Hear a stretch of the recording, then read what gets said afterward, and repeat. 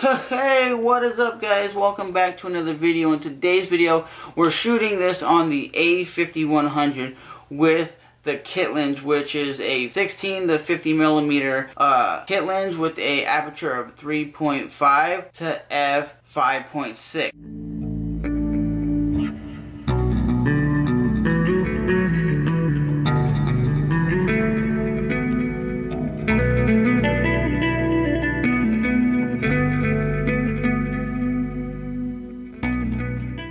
So, I'm going to show you some images that I captured with this lens, and is it something you guys should pick up, or is it something that you guys shouldn't be using? Is it a garbage lens, or is it an actual good lens? It does have autofocus, which is really good. It does have a powered zoom, so if you're shooting something that you need to zoom up a little bit, it's going to give you that good image quality. So, we are shooting in at 1080p at 30 frames per second. At 50 megabytes per second, so it's the highest quality this cam can offer, because I don't want to shoot in at 1080p 60 frames per second because I'm not doing any action type sports. So let's roll the clips that I did capture with this kit lens.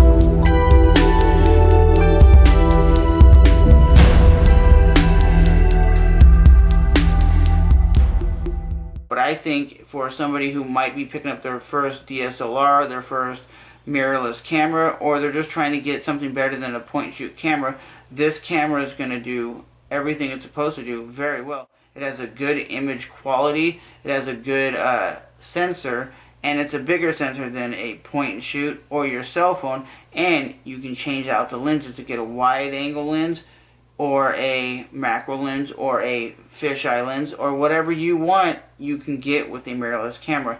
And let me know in the comment section below, did they blow your mind, or was it just mediocre quality? So as always, thanks for watching another Trevor's Phone Reviews video. I'm Trevor, and I'll see you guys back in another HD tutorial.